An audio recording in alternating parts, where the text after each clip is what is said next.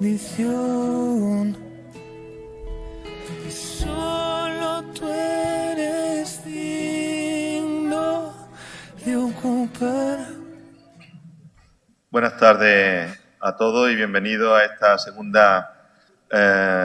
este segundo día de las jornadas culturales de Santo Tomás, las 36ª que organiza ahora ya el Instituto Teológico San Eufrasio y el Instituto de Ciencias Religiosas San Dámaso en su sección aquí en Jaén. Si os parece, nos encomendamos a la Santísima Virgen María. Dios te salve María, llena eres de gracia, el Señor es contigo.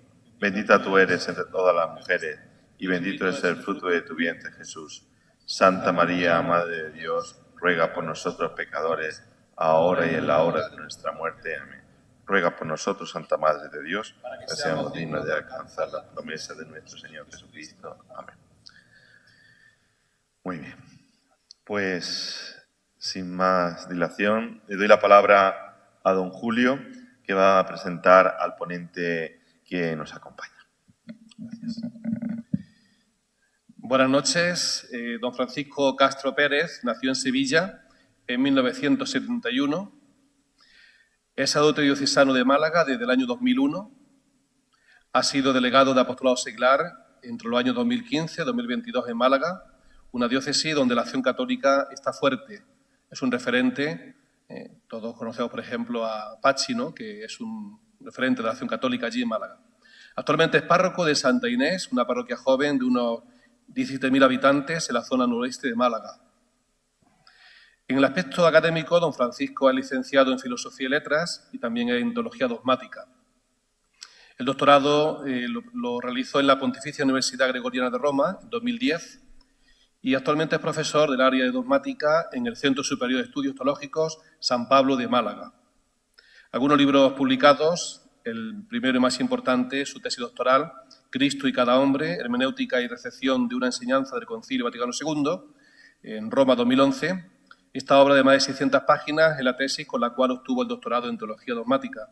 Se trata de un estudio histórico y sistemático sobre el misterio de la inclusión de la humanidad en Cristo por la encarnación, según Gaudium et Spes 22. Cristo, el hombre nuevo, lleva por título ese pequeño número. En realidad, el misterio del hombre solo se esclarece en el misterio del Verbo encarnado, dice el Concilio. El Hijo de Dios, con su encarnación, se ha unido en cierto modo con todo hombre. Todos conocemos muy bien este número, del que él es experto y imagino que hará comentarios en la charla de hoy. Otro libro también más reciente, Luz de los Hombres, Fundamento de Antropología Pastoral, de Salterre 2020, también llamados a encontrarnos, ser humanos en un tiempo inhumano, también de Salterre 2023, y La Hora de la Comunidad, una iglesia realmente sinodal en San Pablo 2023. Como decía ayer don Diego Molina, a partir de los 50 años todos los teólogos grandes empiezan a publicar ya en plan serio, ¿no? Y aquí se está cumpliendo ese dicho. Son también numerosos los artículos publicados en revistas teológicas de prestigio. Don Francisco Castro Pérez, sacerdote diocesano y párroco en Málaga, compagina sus tareas parroquiales y su pasión por el apostolado seglar con la enseñanza de la antropología teológica y otras materias en el Centro Superior de Estudios Teológicos San Pablo. A raíz de la lectura de algunas obras de nuestro ponente, deduzco y me atrevo a señalar que hay 3 claves que encuadran su campo de reflexión y de interés. Soy atrevido, no sé si voy a acertar o no, pero yo creo en lo que he visto de tu obra que hay como 3 temas, tres campos, ¿no?, donde te centras. La primera clave procede de la antropología teológica, lógicamente. Consiste en el principio de que Jesucristo es la luz de los hombres y el centro de la historia. En él se revela la plenitud de todo ser humano y en él somos invitados a nacer de nuevo como hijos de la luz y a brillar en este mundo como signo del amor que nos precede, nos habita y nos convoca. De ahí nuestro conferenciante puede afrontar retos actuales como el que plantea el transhumanismo y otras deconstrucciones antropológicas modernas. Esta primera clave antropológica es a la vez teológica y pastoral, y por eso deriva en la segunda. A mi juicio, la segunda clave es la misión, es misionera. Se trata de la convicción de que la Iglesia, Sacramento Universal de Salvación, existe para evangelizar, es decir, para replicar en el corazón, en la mente y la vida de sus interlocutores la experiencia original del encuentro con Jesucristo como acontecimiento de salvación. La Iglesia en su conjunto, pero también cada comunidad cristiana, es depositaria de la luz misma de Cristo, que brilla a través del anuncio y el testimonio. De ese tema también he trabajado mucho, en el Gaudium y otro eso, sobre el tema del carisma. El tema está últimamente centrado en la misión de la Iglesia, o una Iglesia en salida misionera. La tercera clave es eclesial. La realidad de un pueblo de Dios en salida solo será concretamente posible a través de la corresponsabilidad y la complementariedad de fieles y pastores. En este proceso de evangelización es esencial el protagonismo de los laicos y la necesidad de que estos descubran su misión, reciban formación como discípulos misioneros y convivan en comunidades maduras que puedan ser referencia de Cristo en el mundo. Creo que va a merecer la pena escuchar a un conferenciante que aúna la pasión por el estudio teológico, el empeño por la pastoral misionera y la experiencia en la formación y acompañamiento de discípulos misioneros laicos, que tantas esperanzas despiertan en la Iglesia en salida promovida por el Papa Francisco. No es frecuente encontrar este tipo de síntesis. Con que vamos a escuchar al ponente, que creo que nos va a dar bastantes claves a nosotros como sacerdotes, también a los laicos que están en la pastoral, a las religiosas, a los seminaristas que se están formando y en general a todo el pueblo de Dios que está interesado por la teología, por la reflexión y también por una teología que es pastoral, que es misionera, que está en salida y que da mucha importancia y relieve al laicado. Muchas gracias.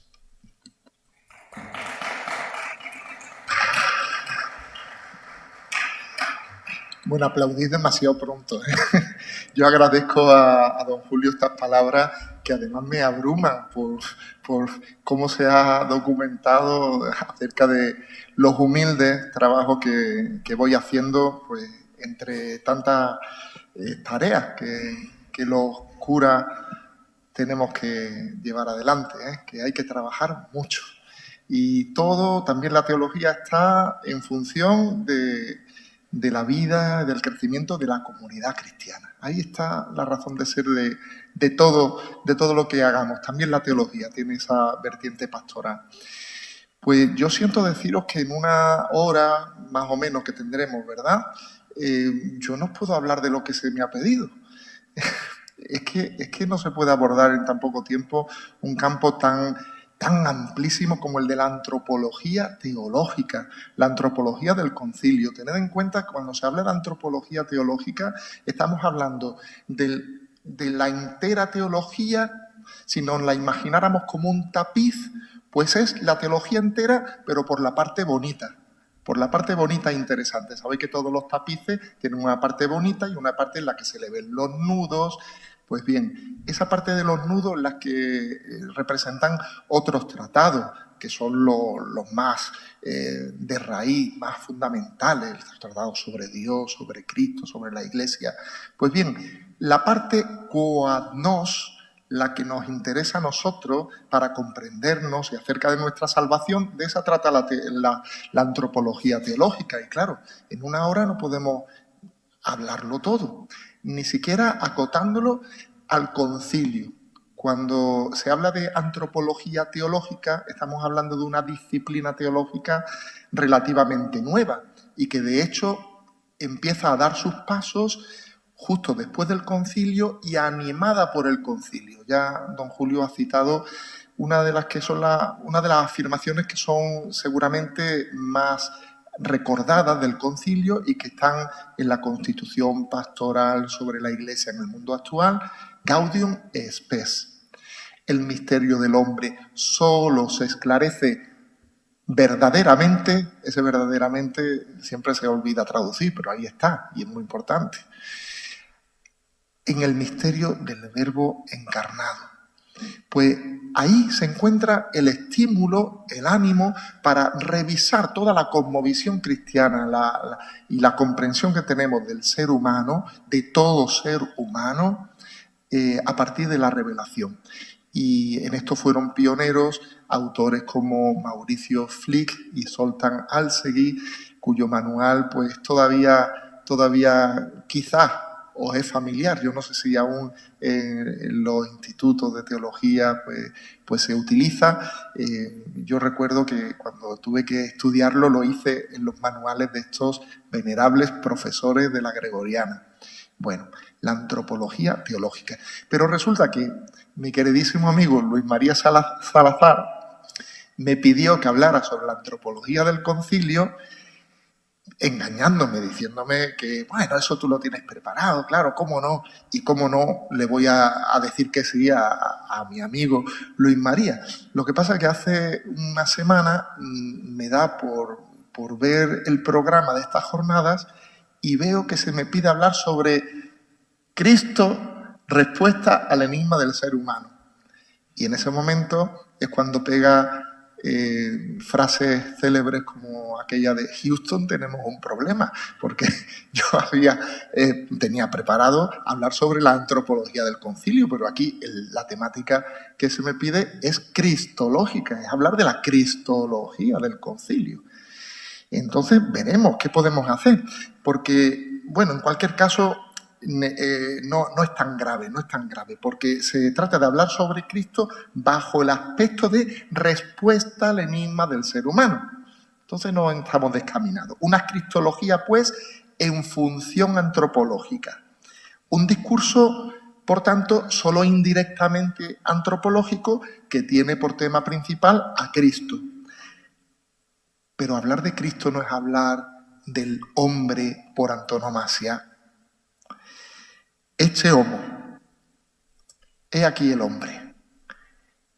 Esto es lo que dijo en su momento Pilato, ¿os acordáis? He aquí al hombre. Lo dijo con inadvertida profecía. Hablemos pues de la humanidad de Jesucristo, hablemos de Cristo verdadero y perfecto hombre. Y hablemos también de Cristo hombre perfecto. Y hablemos de un ser humano que gracias a él ha sido elevado a una dignidad sublime y es heredero de un destino de gloria. De todo esto nos habla el concilio. En un contexto donde se hizo imprescindible citar a nuestros contemporáneos en el campo de la razón. Citarse en el campo de la razón, eso es el diálogo, que es razón compartida.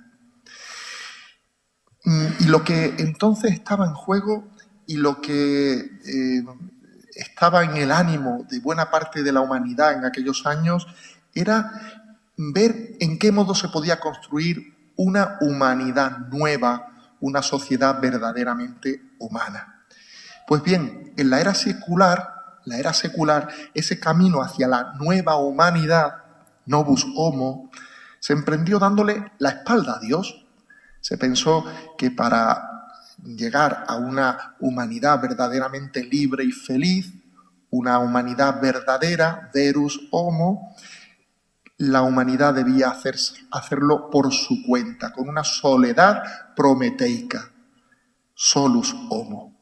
Vemos entonces esa deriva que va llevando hacia una concepción del ser humano que prescinde del horizonte trascendente al cual se le borra ese horizonte y pretende construirlo todo sobre sus propias fuerzas y recursos. Pues bien, el concilio, al hablar sobre el hombre y hacerlo por primera vez en el magisterio de una manera completa, el panorama que nos plantea Gaudium et Spes es el de una antropología no exhaustiva, pero a la que no le falta ninguno de sus elementos. El concilio tiene que contradecir esa pretensión de la razón moderna, y lo hace rescatando una categoría bíblica que designa la dignidad del ser humano, y es la categoría de imagen de Dios. Hemos sido creados a imagen de Dios. He aquí el fundamento de la dignidad del ser humano y el sentido de su existencia. No puede entenderse el misterio humano, ni puede acometerse la construcción de una sociedad digna de él, sin reconocer su condición sagrada, sellada irrevocablemente por la encarnación del Verbo. Pasemos entonces a ver el enigma del ser humano, una cuestión perenne, una cuestión urgente, es una cuestión de siempre. Ya advierte el mismo documento conciliar, Gaudium et Spes, todo hombre sigue siendo para sí mismo un problema no resuelto, percibido confusamente. Y es que el ser humano efectivamente es un enigma para sí mismo, tanto si lo consideramos en general, su vida y su muerte, su realidad junto a los otros, el drama de su libertad, el sufrimiento, tantos aspectos que son un misterio. Como si lo afirmamos en el contexto de los graves desafíos que hoy debemos afrontar y que nos hacen sentirnos a veces perplejos y preguntarnos siempre de nuevo quiénes somos y qué debemos hacer. Gabriel Marcel advirtió que el ser humano no es un problema que haya que resolver, sino un misterio, puesto que no podemos colocarnos ante nosotros mismos como un objeto adecuado a nuestra consideración. Decía que el hombre experimenta una exigencia ontológica, está abocado siempre a responder con una identidad siempre abierta, llegando a ser él mismo a través de las decisiones de su voluntad. Esto está implicado en la realidad misma de la conciencia, y de la conciencia refleja. El ser humano, admirado de su propio misterio, debe responder a la interrogación que constituye para sí mismo y que se manifiesta y se resuelve en las cuestiones de la identidad y de la moral, por resumirlo, ¿no? ¿Quiénes somos? ¿Qué debemos hacer? Esto es algo que no podemos dejar de responder y si queremos demorar la respuesta ya estamos respondiendo. El misterio humano. Podemos añadir que pasa propiamente de ser misterio a enigma cuando, interrogada por los acontecimientos de la vida, la persona ni puede eludir dar una respuesta vital y además, cuando le faltan referencias, no acierta a dar una respuesta adecuada y se ve amenazada por la alternativa del sinsentido, del absurdo, de lo trivial, de la nada. Entonces, cuando verdaderamente nos encontramos en esa oscuridad enigmática que en algún momento nos puede asaltar a todos en la vida, y así hizo, por ejemplo, a San Agustín. San Agustín en sus Confesiones narra cuando su mejor amigo muere y esto sume al santo de Hipona en una profunda depresión, podríamos decir nosotros. Él dice: magna quaestio factus sum mihi. Me he convertido en un gran enigma para mí mismo. Es decir, ya no sabía cuál era su sentido, su valor, hacia dónde encaminar sus pasos, qué debía o no hacer, qué merecía o no la pena. Pues bien, a salir de la perplejidad de este enigma, ¿quién nos va a ayudar? El mismo Dios nos ayuda, la revelación nos ayuda. Vamos a recordar cuáles son esas preguntas que Dios dirige a Adán, a la humanidad en sus comienzos. Son preguntas que quedan ahí y cuyo eco llegan hasta cada uno de nosotros. ¿Dónde estás? ¿Quién te ha informado?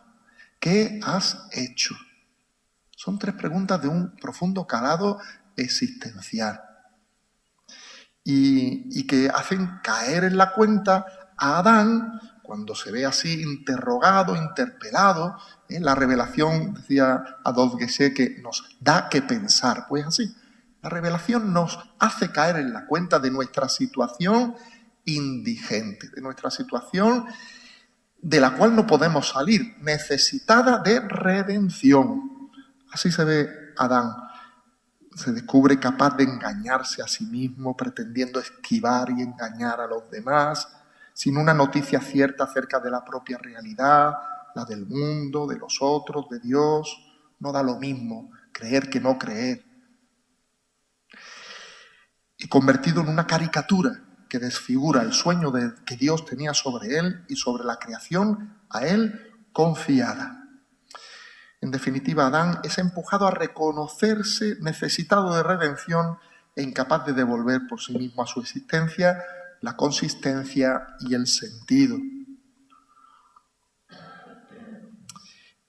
En nuestra época, además, esta cuestión que es perenne, es una cuestión urgente, acuciante.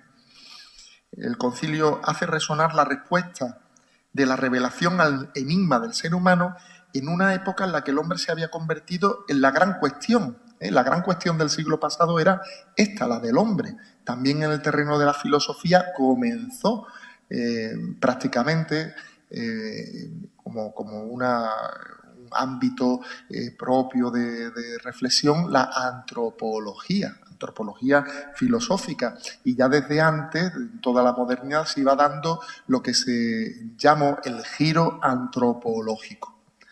La cuestión antropológica fue abordada por el concilio en un momento en que resultaba ineludible. Había que preguntarse acerca del ser humano, por los cambios vertiginosos de la sociedad, por los acontecimientos que ponían en entredicho todo el proyecto moderno de nueva humanidad. Así, en su exposición preliminar, Gaudium et Spes presenta todas esas tensiones y contradicciones en las que se encontraba la humanidad entonces y que básicamente, digamos, sustancialmente no han cambiado, aunque se le han añadido factores nuevos. La humanidad entonces estaba traumatizada por 2 guerras mundiales, los horrores del Holocausto, estaba dividida y enfrentada en bloques políticos y económicos, expectante por los avances científicos y técnicos, asediada por dudas acerca de su propia dignidad a partir de los conocimientos en el terreno de la biología, toda la cosmovisión evolutiva, todo el terreno de la psicología y el descubrimiento del yo profundo, del subconsciente. Bien, sin horizontes de trascendencia por la extensión del ateísmo de masas, se decía entonces, hoy le llamamos más bien indiferentismo religioso, indiferencia religiosa. A la descripción de aquellos años habría que añadir pues, las crisis y las cuestiones que tenemos hoy planteadas, ecológica, social, migratoria, tecnológica, que los sucesivos documentos de doctrina social pues, han ido también abordando. Pues bien, el concilio adjudica todos estos conflictos que sufría y sufre la sociedad, en último término, al corazón humano y, por tanto, a la antropología. El desequilibrio fundamental que hunde sus raíces en el corazón humano. También Benedicto XVI, al hablar de las cuestiones más actuales que nos interpelan, subraya que la cuestión social se ha convertido radicalmente, cito, en una cuestión antropológica. También Francisco advierte en Laudato Si, no habrá una nueva relación con la naturaleza sin un nuevo ser humano. Por tanto, de nuevo, la cuestión del hombre. No hay ecología sin una adecuada antropología. Esta expresión que hizo famosa Juan Pablo II a cuenta de la moral personal, la moral de la persona, en realidad una antropología adecuada en la que tiene que estar en la base como fundamento de todo ámbito moral. También del social, que es al que se dedica Gaudium et Spes. ¿Cuál es la respuesta, pues? La respuesta que Dios mismo da y que la Iglesia propone, y lo hace explícitamente en el concilio, es el mismo Jesucristo. Es la respuesta. Es lo que el mundo está esperando. Este domingo en misa se estaba proclamando todo el mundo te busca, se decía de Jesús entonces. Pues bien, hoy en día, igualmente, aunque no lo sepan, todo el mundo busca a Jesucristo. Todo el mundo necesita la luz y las fuerzas que provienen de Él y que la Iglesia, de las que la Iglesia es depositaria. Es interesante observar a este respecto, como respuesta a Jesucristo, el diálogo que se establece en la misma Biblia, en la Sagrada Escritura, entre el Salmo 8 y la carta a los Hebreos. Ya veréis qué interesante. Pregunta el Salmo 8, ¿qué es el hombre para que te acuerdes de él? El ser humano para mirar por él. Lo hiciste poco inferior a los ángeles, lo coronaste de gloria y dignidad. Lo sabemos hasta cantar, ¿verdad? Pues bien, es como si Dios respondiera a través del autor de la carta a los Hebreos diciendo, al que Dios había hecho un poco inferior a los ángeles, a Jesús, lo vemos ahora coronado de gloria y honor por su pasión y muerte. Entonces el Salmo estaba hablando de Jesús, el Verbo encarnado, muerto por nosotros, glorioso y resucitado. ¿Quién es el hombre, pues? El hombre es Jesucristo. A la pregunta admirada del salmista ha respondido así la Escritura, y la respuesta cabal a la cuestión sobre nosotros mismos, entonces la recibimos como una gracia de parte de Dios y reclama de nosotros una actitud creyente, una percepción obediente, que diría von Balthasar. El ser humano ha sido creado sobre el modelo de Jesucristo y está llamado a conformar su vida según la figura de Jesucristo. Ahí radican su dignidad y su vocación última. En este sentido también puede entenderse lo que dice San Pablo, que Jesucristo es el sí de Dios a la humanidad. La respuesta de Dios al enigma humano es un gran amén que afirma su designio de creación y de salvación para nosotros. Pues vamos a pasar esta respuesta que da el concilio, la da a lo largo de un montón de textos que no podemos aquí abordar, pero se encuentran todos ellos resumidos y anticipados en el párrafo número 10 de Gaudium et Spes. A lo largo de esta constitución pastoral, en su primera parte hay una serie de números que jalonan todo el documento como si fueran perlas que van recapitulando todo el discurso sobre el hombre en Jesucristo. De tal manera que la antropología que propone el concilio es una antropología cristológica. A mí me dio mucha alegría ver cómo Sebué me tomó esta idea y hizo de ella el subtítulo de un libro suyo, pero bien está. Una antropología cristológica. Ya veréis, vamos a ir desgranando poquito a poco este párrafo que, como digo, anticipa todos los temas que después va a ir desarrollando de forma más amplia el mismo documento. Lo tenéis ahí, aunque no se vea, pero digamos vamos a ir desgranándolo en siete puntos. Y bueno, es inútil que deje esto aquí, ¿verdad? ¿Se ve? Pues entonces lo dejo. El primero de los textos que podemos ahí subrayar con color así fosforescente. Muerto y resucitado por todos. Aquí está diciendo más cosas de las que parece. Pensemos que un documento magisterial y sobre todo de un concilio no le falta ni sobra nada. Y fue debatido casi palabra por palabra.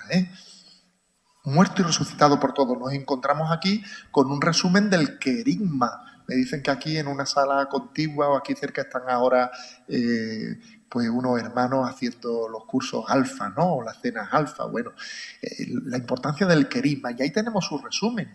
Jesucristo murió y resucitó por todos. Y esto no es algo que en toda la historia de la Iglesia haya sido unánimemente acogido y vivido. Ahí están pues las afirmaciones del concilio de Quiersy, todas las condenas contra visiones de doble predestinación, algunas condenas contra los jansenistas que decían que, hombre, Jesús, morir por todos no.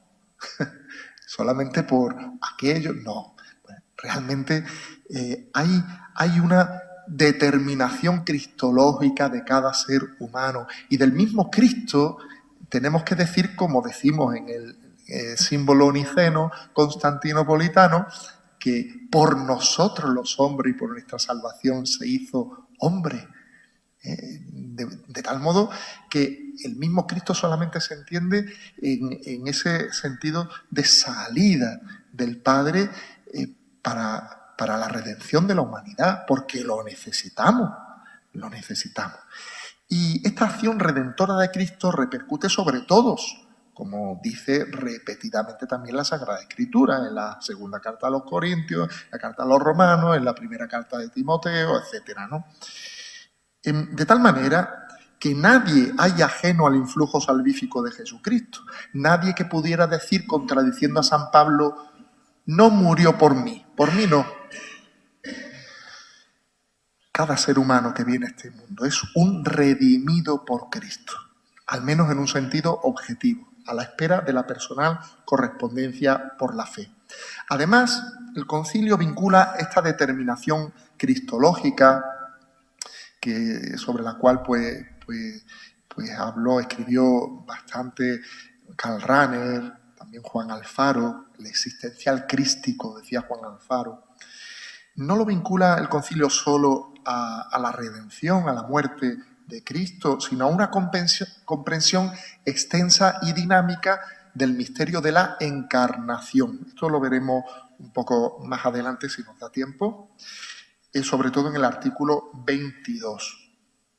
Otra de las afirmaciones que dice ahí: Cristo da al hombre luz y fuerzas por su espíritu. Tampoco esto lo dice así, lo deja caer como por casualidad. No, esto está ahí puesto ahí con mucha intención. Luz y fuerza son indicativas de la acción interior de la gracia, comunicada respectivamente a las potencias del entendimiento y de la voluntad. Y precisamente la luz y la fuerza de Cristo es lo que hace falta a una sociedad necesitada de un suplemento de alma.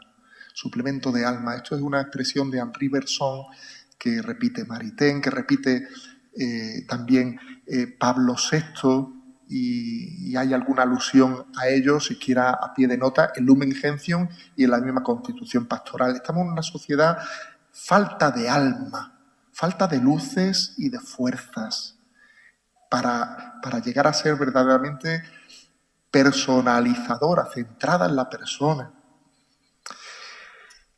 También, como a la redención, a esta acción divina del Espíritu asigna Gaudium Spes un alcance universal.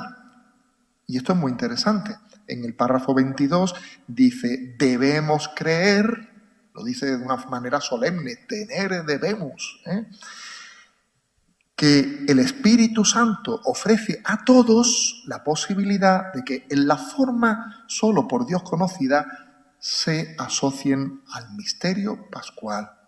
Esto es el fundamento teológico de lo que Juan 23 y también Gaudium Spes llama las personas de buena voluntad, que son personas que aún no creen, y eso es lo máximo que podemos decir de ellas, que todavía no creen, pero viven en la búsqueda del bien, de la verdad, y todo el bien y la verdad que destella en ellos, ¿de dónde les viene?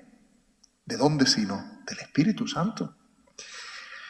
Bien, otra de las afirmaciones que están ahí dichas, para que pueda responder a su máxima vocación. Esta afirmación hay que entenderla en el contexto, como decíamos, del ateísmo de masas, de esa extensión del indiferentismo religioso, de esa pérdida del sentido trascendente. Se trata del drama del humanismo ateo, el famoso libro de Henri de Libac, ¿verdad? El drama del humanismo ateo, que él decía en ese mismo libro que se trata de un humanismo inhumano. Un humanismo inhumano. ¿Por qué? Porque está restando al ser humano una de sus dimensiones irrenunciables. En el fondo de esta afirmación se encuentra también la cuestión, entonces muy debatida, de lo sobrenatural en el hombre. Había sido común describir al ser humano con una antropología de dos pisos. Primeramente, una antropología de naturaleza pura, donde se describía un ser humano con anterioridad y de forma completa y al margen de Jesucristo, la naturaleza pura, y solamente en un segundo momento las cuestiones de la gracia. De forma acorde, se planteaba una duplicidad de fines. El ser humano tendría una vocación natural y otra vocación sobrenatural. Eso era muy común. Toda la cuestión del limbo, esa famosa, depende de esta visión antropológica de dos pisos. El concilio no se quiere meter en estas cuestiones debatidas teológicas, ¿eh? Por eso habla de vocación máxima y habla también más adelante de vocación última. ¿Por qué? Porque, bueno, da espacio para que todavía alguien pueda seguir hablando de una vocación menor o de una vocación penúltima, pero en realidad la antropología que se trasluce en todo el documento es una antropología integral. Así está en la redacción del borrador que hizo en su momento Bernard Häring y además, pues, entre los teólogos que estaban ahí elaborando estos párrafos de Gaudium et Spes estaba el mismo Karl Rahner, el mismo Delibac, o sea, no hay duda de dónde está el sentido de muchos de los textos de esta Constitución. Vamos a otra de las afirmaciones. Y yo creo que con esto casi lo vamos a poder entrar en casi todos los temas, ¿no? En todos los cambios subsisten muchas cosas que no cambian y que tienen su fundamento último en Cristo. ¿A qué está aludiendo esto? Esto en el fondo está aludiendo a una cuestión que es la de la ley natural. Está aludiendo además a una consideración nueva de la ley natural, porque todo ello tiene su fundamento en Cristo. En el documento Gaudium et Spes vamos a encontrar como dos discursos que parecerían paralelos sobre el hombre. Un discurso iusnaturalista, un discurso, digamos, del hombre al margen de Cristo, y otro discurso fundado en Cristo. Pero ya advierte este número que no ha de entenderse así, sino que ha de entenderse el uno como fundamento del otro, el discurso centrado en Cristo como la médula del otro. Pues bien, al mismo tiempo que se invita a dialogar sobre los problemas sociales en el terreno de la antropología, la Iglesia afirma que los valores permanentes, la dignidad de la persona, sus derechos inalienables, solo pueden ser cimentados sólidamente hasta el fondo, hasta el final, en Jesucristo. ¿Cómo se puede defender la dignidad humana si no?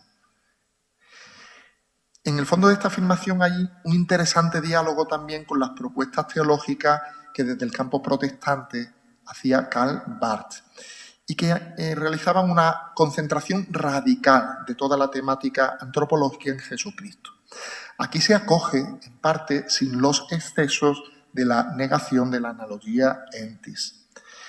Este enfoque que es cristocéntrico, ¿verdad? Bien. Otra de las afirmaciones que dice ahí: no ha sido dado a los hombres bajo el cielo ningún otro nombre en el que haya que salvarse. Está hablando de la plenitud humana, está hablando de la felicidad, pero una plenitud intrínseca al hombre y que sin embargo le sobrepasa sus capacidades criaturales. Alude a la salvación, que es un término propia y específicamente religioso. En esto se juega el verdadero desarrollo del hombre en su unidad y totalidad, que advierte el mismo documento, Gaudium et Spes. No está hablando del ser humano solo en una faceta, no a su desarrollo solamente desde un punto de vista económico, su felicidad terrena. No, es su salvación lo que está en juego. Y a este propósito se dirige también de forma específica la tarea de la Iglesia, la tarea evangelizadora de la Iglesia. De ella no se ha de esperar primeramente soluciones técnicas para los problemas de la sociedad, sino, como decíamos, la luz y las fuerzas que provienen de Cristo, es decir, un nuevo entendimiento, una voluntad liberada para la empresa del bien común. El Concilio advierte de esta distinción en varias ocasiones. A lo que se dedica la Iglesia es a asegurar esa plenitud integral que llamamos salvación y que tiene en cuenta ese aspecto trascendente. Al mismo tiempo que reivindica la Iglesia su derecho a desplegar con libertad su actividad propia evangelizadora, a este respecto todo el capítulo 4, así como el decreto Dignitates Humanae, afirma su valor como contribución irrenunciable al bien de la humanidad. Aquí, en frases como esta, pues igual que aparece en los mismos Hechos de los Apóstoles, porque esta frase está tomada de los Hechos de los Apóstoles, tiene un sentido reivindicativo, una propuesta audaz, la que tenemos los cristianos. No hay otro nombre con el que podamos llegar a la salvación, a la plena felicidad. Jesucristo. Bueno. A la luz de Cristo, imagen del Dios invisible. Y aquí llegamos a uno de los meollos que después se van a desarrollar más en el documento. Como decíamos, la antropología conciliar se desarrolla sobre todo en el despliegue de un trípode de relaciones fundantes que son las que describen en qué consiste ser imagen de Dios, creados a imagen de Dios. Esto implica un modo peculiarmente humano de relacionarnos con Dios, con los otros y con el mundo. Cada criatura tiene un modo peculiar de establecerse en estas relaciones y el nuestro es especialísimo. ¿No? Pues bien, esta antropología de la imagen de Dios adquiere en el Nuevo Testamento una significación cristocéntrica, y de ahí esta cita de Colosenses, del himno cristológico de Colosenses. Cristo es imagen del Dios invisible. Adquiere además una dimensión dinámica. No solamente está centrada el concepto, está centrada la noción de imagen en Cristo, sino que implica la configuración paulatina con Cristo. De este modo se articula esta antropología cristológica de Gaudium et Spes y en el centro, en el núcleo de esta antropología está la figura de Jesucristo, que en cada una de estas tres vertientes de relación con Dios, con los otros y con el mundo, tienen en él su fuente y su culminación, dice Gaudium et Spes 22. La fuente de la razón de ser imagen y la culminación de lo que significa ser imagen se contempla en Jesucristo. Y por eso dice también este párrafo que Él es la clave, el centro y el fin de toda la historia humana. Y en cada uno de estos términos podemos ver también una alusión sucesiva a cada uno de los tres capítulos. El primero, dedicado a la dignidad y la vocación del ser humano, Cristo es la clave, referido a la socialidad humana, a la solidaridad humana, el centro. Y referido al fin escatológico de todos los esfuerzos de la humanidad, pues es el fin, en el capítulo 3. Bien. Y finalmente subrayamos, pues, en lo que es el anuncio, podríamos decir como el índice del resto del documento, que tiene dos partes. Por eso dice, para iluminar el misterio del hombre, y ahí está la referencia a la primera parte de la Constitución, iluminar el misterio del hombre, ahí encontramos la antropología, en la primera parte de la Constitución. Y segundo, para cooperar en el descubrimiento de la solución de los principales problemas de nuestro tiempo. Por tanto, está anunciando un doble propósito, que es de interpretación, hermenéutico, y que es práctico, es moral. Pensemos que la Constitución Gaudium et Spes es como un manualito completo de doctrina social de la Iglesia. Ahí están todos los temas principales. En la segunda parte se va a tratar del matrimonio y la familia, la cultura, la vida económica y social, la política, la paz y la cooperación internacional entre los pueblos. Bueno, pues todo esto nos encontramos aquí. Entonces, bueno, ahí tenemos el hombre de Vitruvio. Pues imaginémonos que en vez de pensar en un hombre que es medida de sí mismo, medida de todas las cosas, esa medida la estuviera marcando Jesucristo. Jesucristo. Realmente el concilio lo que nos muestra es el rostro de Jesucristo. Ese fue también el ánimo que expresó Juan 23 al convocarlo. Dice en un radiomensaje, justo antes de empezar el concilio: después de todo, ¿qué viene a ser un concilio ecuménico sino renovarse con el encuentro del rostro de Jesús resucitado, Rey glorioso e inmortal, radiante en toda la Iglesia, para salud, alegría y resplandor de las naciones? Este rostro de Cristo que tiene que resplandecer en la Iglesia para todos. Las principales cuestiones doctrinales y pastorales del concilio incluyen un explícito fundamento cristológico, y esto no solamente referido a la antropología, también a la soteriología, también a la eclesiología. Nosotros nos fijamos ahora mismo solo en la antropología, donde se verifica cómo el concilio conjuga un doble giro. Antes hablábamos del giro antropológico, antropocéntrico. También se da un giro cristocéntrico. Antes mencionábamos a Karl Barth, ¿no? Hay un giro antropocéntrico y cristocéntrico. Pues bien, esto, al presentar la antropología, vemos que se conjuga. Primero, para mostrar la relevancia del mensaje para la sociedad actual, lo que se dio en llamar la pastoralidad del mensaje.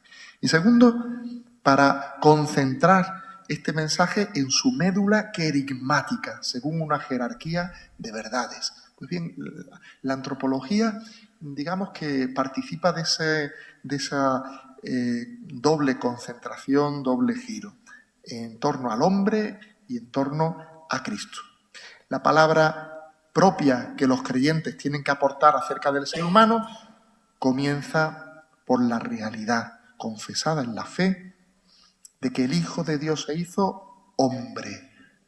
Y esto es relevante para nosotros, que el Hijo de Dios se hizo hombre no puede pasar desapercibido cuando queremos pensar en nuestro misterio. ¿Quiénes somos nosotros? Pues somos esa criatura que, con una historia de la cual ha querido formar parte el mismo Creador. Bien, como expresó el concilio, el misterio del hombre solo se esclarece verdaderamente a la luz del misterio del Verbo encarnado.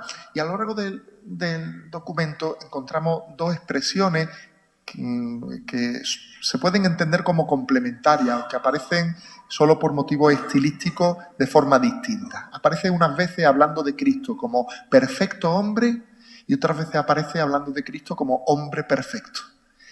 Y verdad que en castellano no da lo mismo decir que sea perfecto hombre a que sea hombre perfecto, no da igual.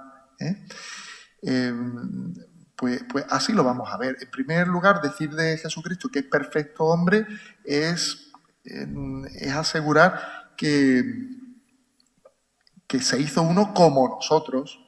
Se hizo uno como nosotros, es decir, de alguna manera ya sabemos algo de nosotros antes de Cristo, ¿verdad? Ya sabemos, Él se hizo uno como nosotros, se hizo perfecto hombre, asumió de forma íntegra, hay un momento de asunción de lo que nosotros somos, excepto el pecado. El pecado no lo asume porque el pecado es despersonalizador, es la desintegración de la persona, del ser humano. Dicho de otro modo, Jesucristo no viene a quitarnos nada que sea auténticamente humano, puesto que ha asumido nuestra condición por entero. Trabajó con manos humanas, pensó con inteligencia humana, obró con voluntad humana, amó con corazón humano. Y detrás de todo esto está la espiritualidad obrera, detrás de todo esto está la figura y la devoción tan arraigada entonces y también ahora del Sagrado Corazón de Jesús, del corazón de Jesús. Bueno, en este sentido la antropología cristiana resulta ser una especie de inicio de la cristología. Es una preparación a la cristología, es una posibilidad de cristología que trata de las estructuras fundamentales del ser humano que el Verbo eterno había de asumir. Hasta ahí esta expresión de Cristo perfecto hombre, hombre entero y perfecto Dios, por supuesto, pero estamos ahora hablando de la antropología, ¿no? Ahora bien, debemos afirmar también que Jesucristo es hombre perfecto. Habiéndose hecho un hombre como nosotros, no es un hombre cualquiera. Y nos urge ser hombres como Él. ¿Veis esa distinción? Él se hizo hombre como nosotros, pero a nosotros nos urge el llegar a ser hombres como Él, porque Él es la nueva medida de lo humano. Esto constituye el núcleo mismo de cada una de las cuestiones de las que se tiene que ocupar la antropología teológica. Pues si hablamos de la creación del ser humano, hablamos enseguida de Cristo como modelo de la humanidad. Hay una cita preciosa a pie de página en Gaudium Spes 22 de Tertuliano, que viene a decir que cuando Dios amasaba el barro, tenía en su mente, intencionalmente, como modelo, al Adán futuro, al hombre futuro, a Jesucristo. Entonces, ya en la intención de crear al ser humano está la posibilidad de la encarnación.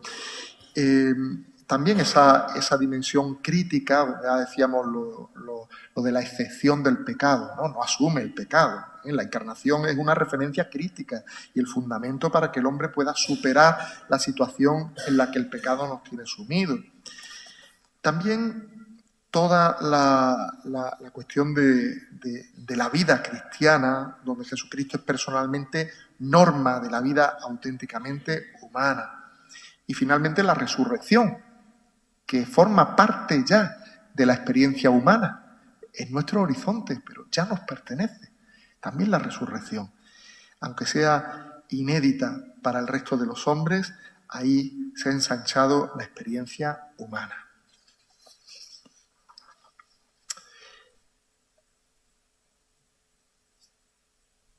No nos queda mucho tiempo y como ya advertía, es imposible poder desarrollar con cierta amplitud todo lo que supone los desarrollos de un texto tan potente como es Gaudium Spes, y en cuya redacción pues estuvieron teólogos de tantísima talla, ¿verdad? Baste decir, por concluir junto con el texto de Gaudium Spes 22, al cual hemos aludido, hay otros textos, Gaudium Spes 32, 38, 41, 45, que conforman este rostro de Jesucristo que da respuesta a nuestro enigma, a quienes nosotros somos. Y como Iglesia no tenemos otra cosa que ofrecer. La misión evangelizadora de la Iglesia, que anuncia a Cristo y extiende su reino, se realiza en una doble confianza. En primer lugar, el perfeccionamiento de la humanidad se funda en el amor, y con ello la Iglesia sabe que realiza una contribución propia e imprescindible, no meramente subsidiaria. Es imprescindible la tarea de la Iglesia. Es nuestra contribución propia a la construcción de una sociedad verdaderamente humana. Cito Gaudium Spes 38. Cristo nos enseña que la ley fundamental de la perfección humana, perfección social, por ello también de la transformación del mundo, es el mandamiento nuevo del amor.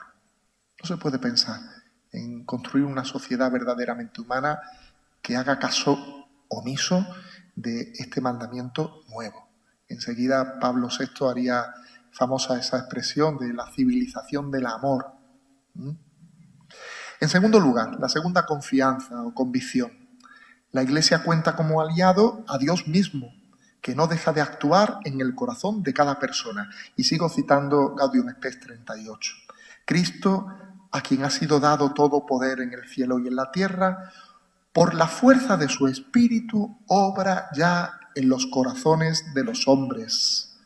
Es una afirmación muy audaz, que se hace cargo de la solidaridad sobrenatural que ya existe de Cristo con cada ser humano por la encarnación y de esa valencia salvífica, al menos fundamentalmente salvífica, de cada uno de los misterios de Cristo y de la misma efusión del Espíritu Santo, al que ya aludí antes con el texto de Gaudium Spes 22.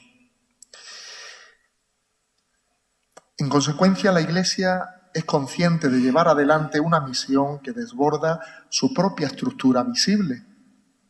Somos inicio y germen del reino, pero no somos el reino. Somos sacramento, como un sacramento, signo e instrumento, ¿verdad?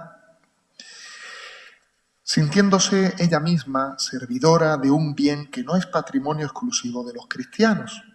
Pues, y sigo citando Gaudium et Spes 38, el camino del amor está abierto a todos los hombres y no es inútil el esfuerzo por instaurar la fraternidad universal.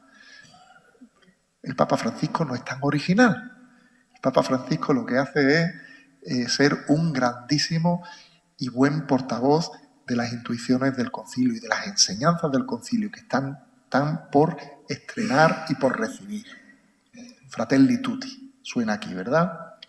Así pues, para la construcción de una sociedad más fraterna se reclama la colaboración de cada persona, y particularmente los cristianos, discípulos de Cristo, no tenemos excusa para eludir nuestra responsabilidad en este empeño, que responde a los anhelos profundos del hombre y disipa la oscuridad de un enigma que quedaría de otro modo sin respuesta. Pues muchas gracias.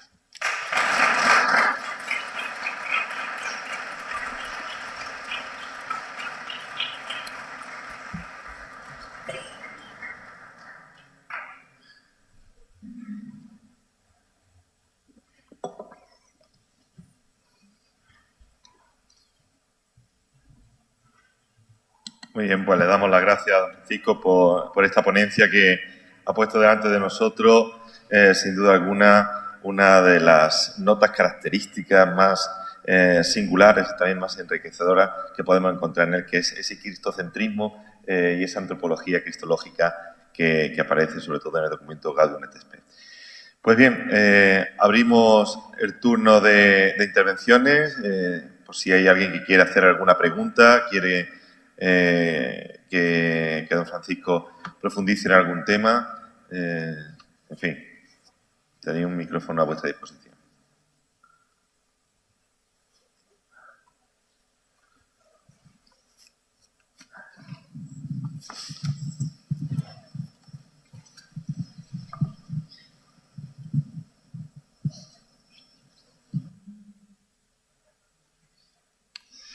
Tenemos aquí a un testigo directo del concilio, don Ramón. Don Ramón se tenía que decirnos algo. Don Ramón. Ya se ha ido. Se ha ido a cenar. Se ha ido a cenar. No perdona la cena, no perdona la cena.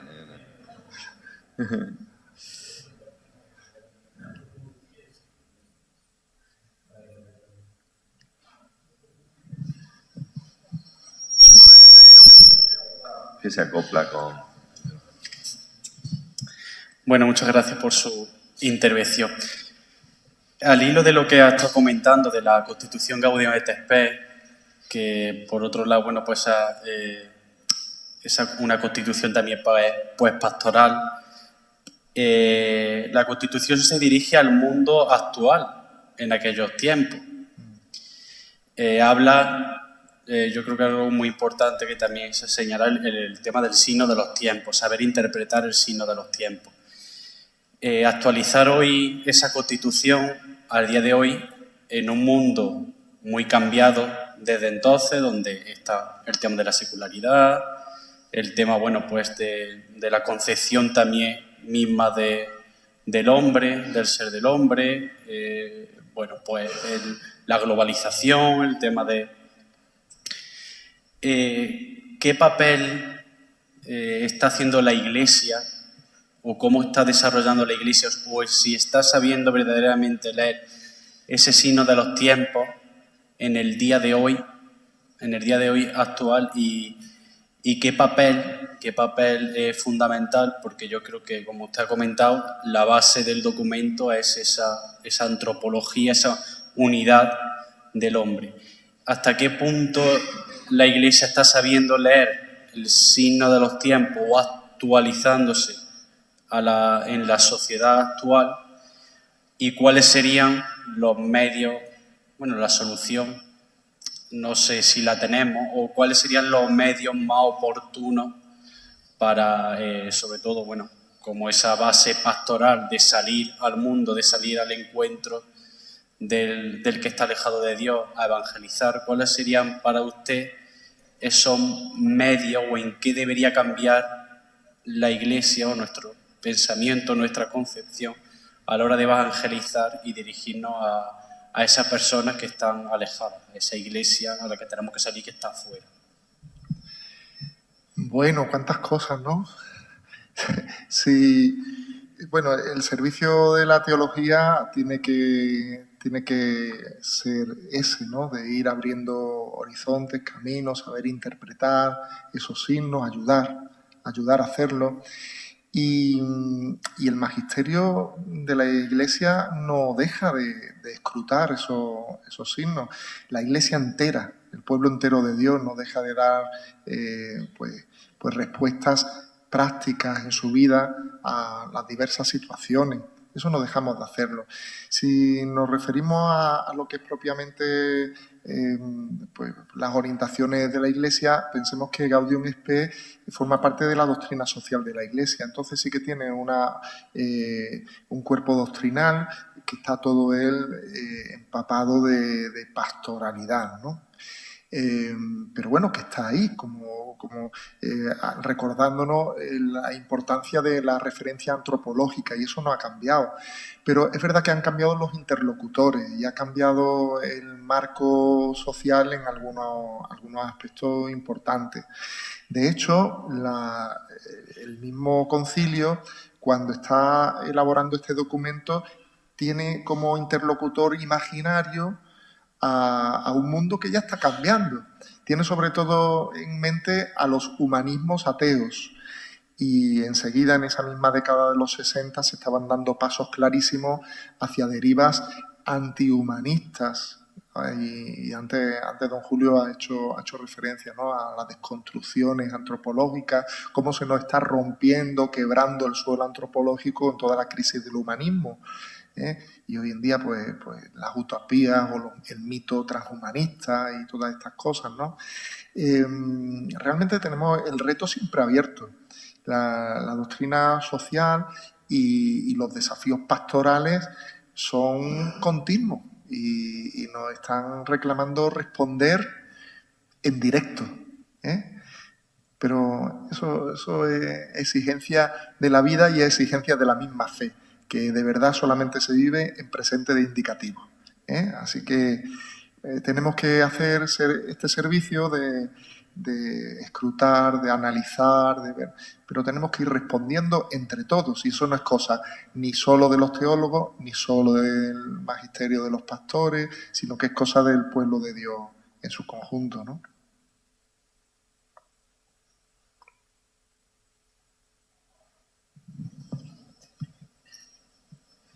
Bueno, muchísimas gracias. Era una pregunta en torno al transhumanismo que ha dicho antes Julio Segurado y acaba usted de decir aquí también. Y es que, bueno, hay ciertos autores y tal que defienden ya, de hecho, que, por ejemplo, un chimpancé, si tiene más inteligencia que un recién nacido, ¿por qué no se considera ser humano también al chimpancé en pos de, por ejemplo, el recién nacido, ¿no? Entonces, ¿cómo se puede defender esos derechos o el derecho humano si no se tiene como fundamento a Cristo, ¿no? Claro. Realmente es difícil. Juan Luis Ruiz de la Peña, que hizo avanzar aquí en España y fue un gran portavoz del concilio y hizo avanzar en España la reflexión sobre la antropología, hablaba de que hay un mínimo antropológico, digamos, para establecer un diálogo. Y ese mínimo antropológico él lo señalaba en el reconocimiento de la dignidad humana. Claro, precisamente ese mínimo no se está dando. Claro, eso nos sitúa a nosotros más allá del campo de la razón, en el campo de la denuncia profética y de las acciones que sepan abrir horizontes de esperanza, ¿no? No bastan las palabras. La teología entre otras cosas, pues coleccionar conceptos, realizar discursos, pero no bastan los discursos, ¿no? Ante derivas tan preocupantes como la que tú acabas de mencionar, de Peter Singer, lleva la lógica más allá. Es decir, tú has dicho, que consideramos que sea persona, sí, pero al mismo tiempo defiende explícitamente el infanticidio. Este señor está en su manual de ética. Pues qué decir. Ante este desafío del transhumanismo, a mí se me ocurre también decir de forma provocativa que el cristianismo es un transhumanismo. Me explico. Había un canónigo de Málaga muy gracioso y buen teólogo, José María González Ruiz, que escribió un libro que a su vez pues, respondía a Sartre. Bueno, él tenía esas cosas. El cristianismo no es un humanismo. El Papa Francisco en Fratelli Tutti dice, el cristianismo implica un humanismo. Y yo me atrevería a decir, ¿el cristianismo es un transhumanismo? ¿O qué otra cosa es tomarnos en serio nuestra vocación a ser hijos de Dios? El seréis como dioses en boca de la serpiente es una tentación, pero en boca de Dios es una promesa. Dice la primera carta de San Juan, ¿no?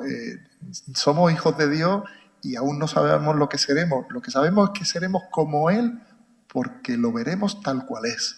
Bueno, pues realmente es este sentido de provocación, yo creo que lo tenemos también que rescatar, ¿no? Estamos en un tiempo en el que no basta el campo del diálogo y tiene que entrar la apología de los signos, de los gestos, de los hechos, el testimonio de la vida.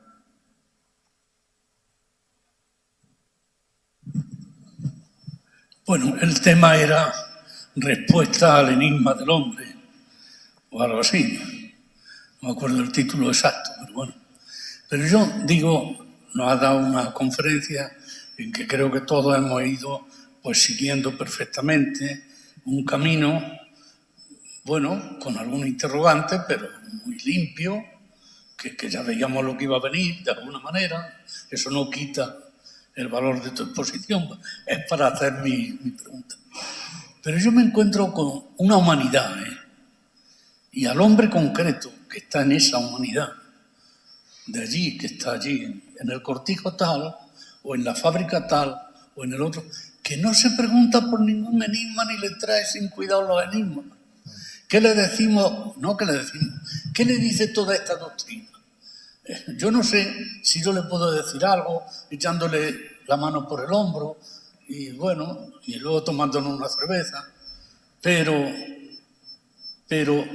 la doctrina como tal, ¿qué le dice? Todo ese esfuerzo es para unos cuantos interesados en el tema.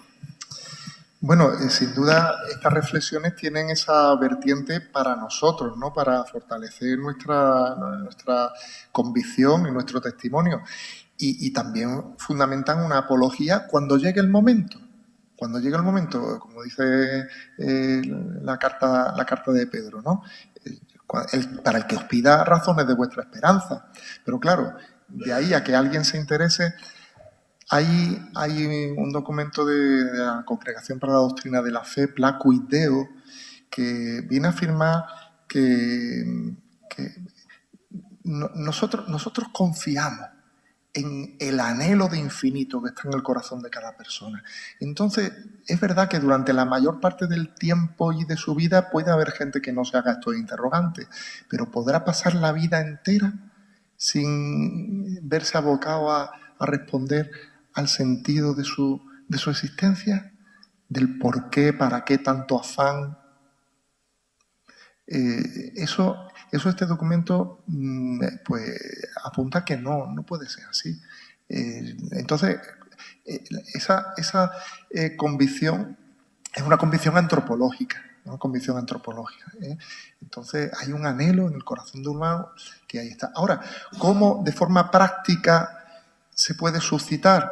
Tenemos pistas que yo pienso que son normativas para nosotros en el Nuevo Testamento. Yo ahora mismo me acuerdo de muchos de los iconos que nos presenta el Nuevo Testamento de encuentros con Jesús, el encuentro con la samaritana, el encuentro con Nicodemo, la curación del enfermo en la piscina de Betesda, la catequesis lucana de los discípulos de Maús. Ahí está el recorrido entero que todos estamos llamados a ofrecer.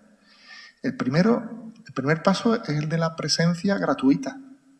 Presencia gratuita. Las 2 cañas de cerveza que no tengan más allá en su horizonte que eso, que estar, que vivir junto a otros. Sin la búsqueda de réditos pastorales, siendo de este modo cooperadores de la gracia preveniente. Y ahí entra toda la dimensión diaconal de la Iglesia, el servir porque sí, por amor, de forma gratuita. Eso es el primero. El segundo momento es al que me refería antes, de los acontecimientos. ¿Qué os pasa? Que vais así por el camino. ¿Qué os pasa? Pues los acontecimientos requieren interpretación. Todos estamos abocados a interpretar nuestra vida de algún modo. Y es en ese momento donde, estando al lado de quien sufre, de quien goza, tenemos que ser detectadores, ¿cómo se llama? Detectores, ¿no? Detectores de quienes buscan sentido en su vida.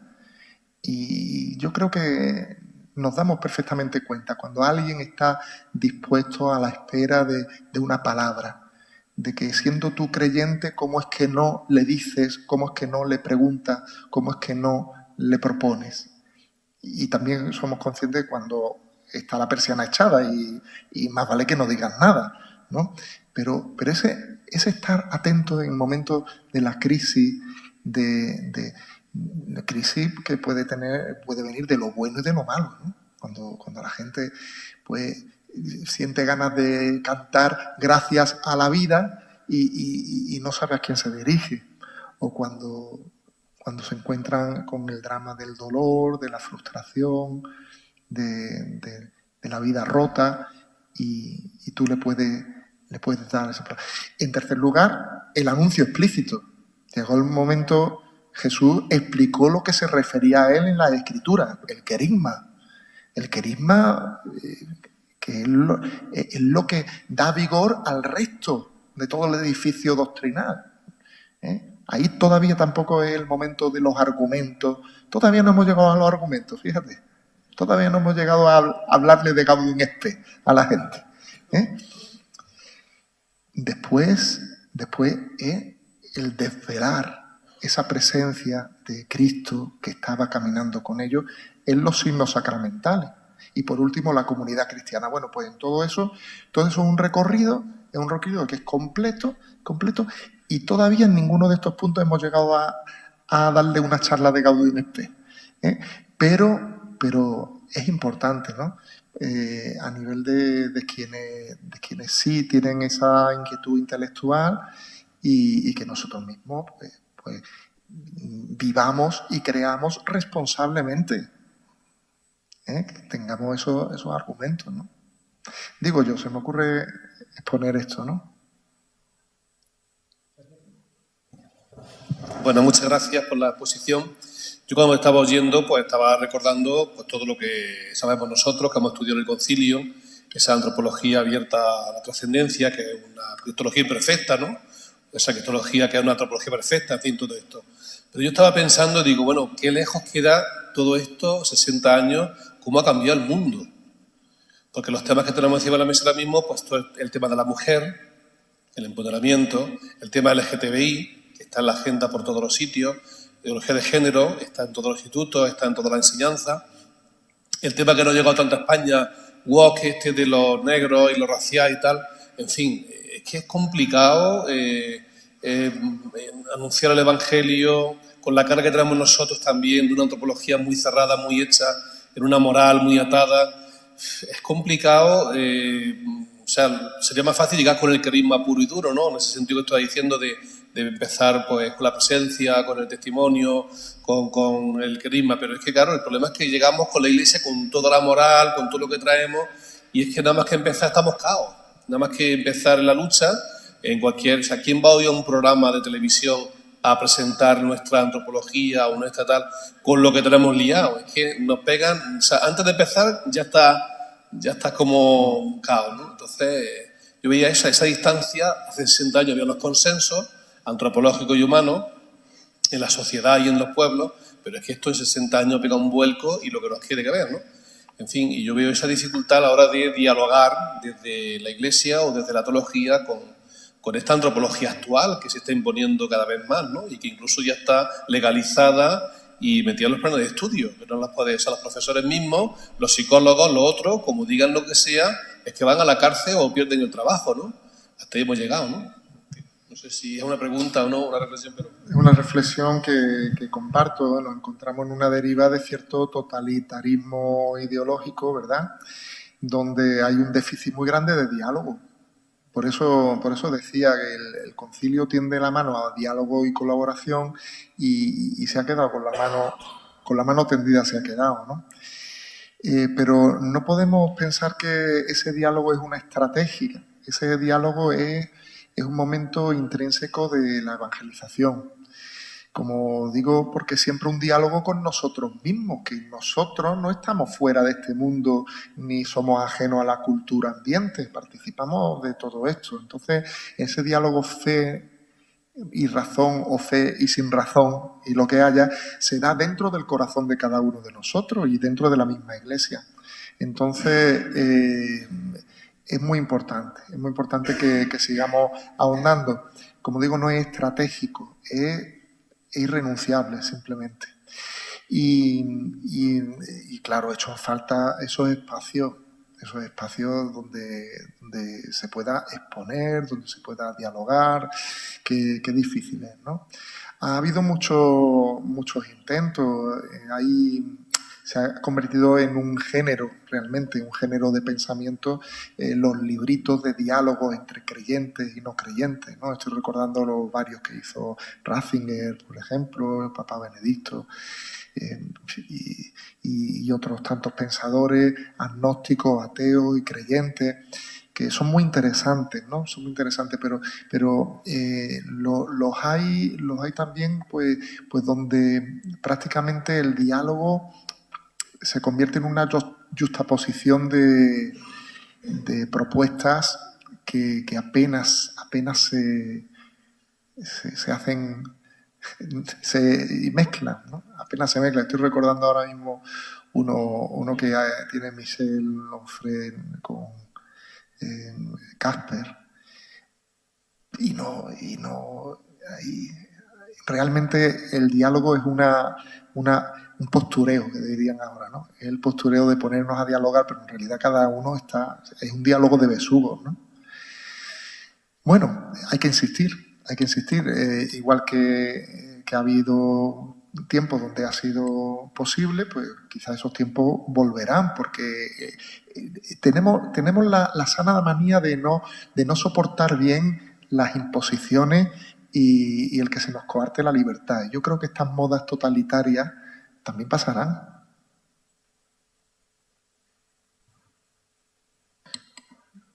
Muy bien, una última pregunta. Bueno, buenas noches, muchas gracias.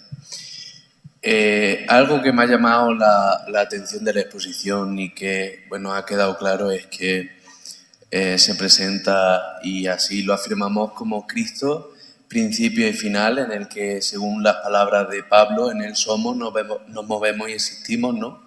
Y de Él venimos y a Él tendemos para la plenitud, no solo de la humanidad, sino de la creación entera.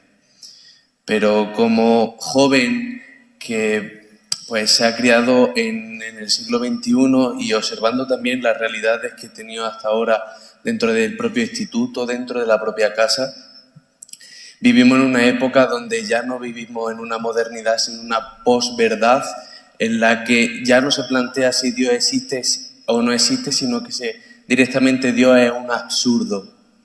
Y toda esta antropología no tiene sentido si Dios se plantea como un absurdo, porque es la base de este pensamiento.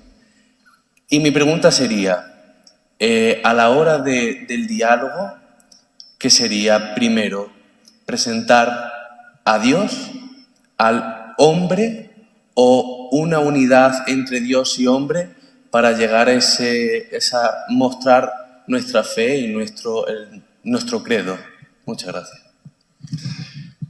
Pues no sé qué decirte, la verdad. ¿Por dónde empezar el diálogo?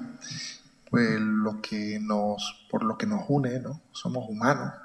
El campo de la antropología, por eso es irrenunciable. Es ahí donde nos tenemos que citar. Las cosas que nos preocupan, si es que preocupan, ¿no? Decíamos antes el tema de la dignidad humana, el tema de la dignidad de cada ser humano. Pues hablemos. ¿Cómo se puede fundamentar? ¿Por qué nos empeñamos en decir que determinadas prácticas sancionadas por leyes que dicen que son legales son falsos derechos? ¿Por qué dice el Papa con estas palabras, el actual Papa, ¿no? Son falsos derechos. Bueno, pues sentémonos, no lo está diciendo por capricho ni por cerrilidad ninguna, ¿no? Hay razones. Pues hay que empezar por los temas antropológicos, porque además son los que te dan el criterio para aspirar a hacer algo juntos en favor de la sociedad, aspirar a convivir y colaborar con otros. Siendo además pues, las personas no creyentes a las que tantos queremos, que son miembros de nuestra familia, que son vecinos nuestros, que son compañeros de trabajo, que son y tienen un sistema de creencias y de valores diversos, ¿no? Entonces, pero hay creencias en el fondo que son muy difíciles de tumbar. Son creencias que ahí están actuando también en ellos, que a nivel superficial, a nivel, digamos, de expresión de ideas, pues puedan ser un poco pues, divergentes o a veces sincréticas, porque toman de aquí una idea, otra del lado contrario y las mezclan sin coherencia, ¿no? Pero en el fondo tenemos como aliado también las creencias con las que la gente va actuando y hay que apelar también a ellas.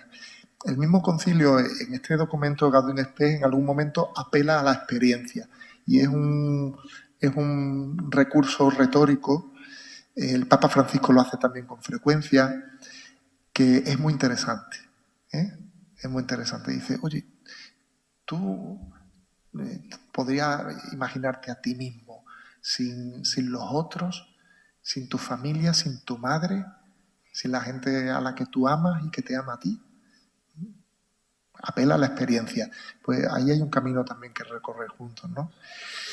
Que ya no es propiamente el del diálogo. Como digo, tú insistes en el tema del diálogo, pero el diálogo como estrategia tiene un campo muy limitado. Tiene un campo muy limitado. Tiene un campo muy de mucho desarrollo si se trata del diálogo entre los creyentes y con uno mismo, vaya. Pero ahí todo el aspecto práctico yo creo que tiene un horizonte mayor. Pues nada, le reiteramos nuestro agradecimiento a don Francisco por habernos acompañado esta tarde en este segundo día de esta jornada y haber querido repetir, porque hace 11 años ya estuvo aquí con nosotros también presentando, hablando también del Concilio Vaticano II. Así que como no hay 2 sin 3, seguramente pues contemos contigo para la siguiente. Creo que se merece un aplauso de nuevo.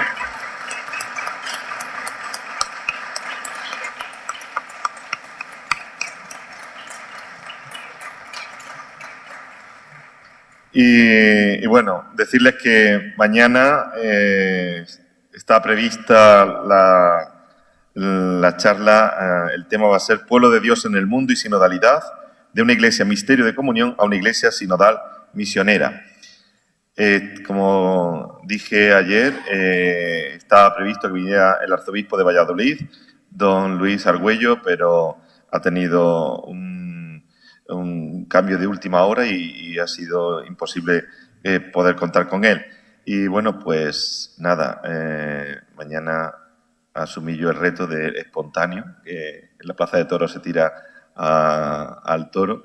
y intentaré pues, mañana compartir con vosotros una reflexión precisamente sobre el tema que nos ocupa, que no es otro que esa idea eclesiológica que está poniendo sobre el tapete nuestro querido Papa Francisco, que en la sinodalidad y la condición misionera de la Iglesia, precisamente como fruto también y expresión de aquello que se expresaba y se decía en el Concilio Vaticano II. Así que mañana están ustedes también invitados a acudir a la charla y también clausurar nuestra jornada.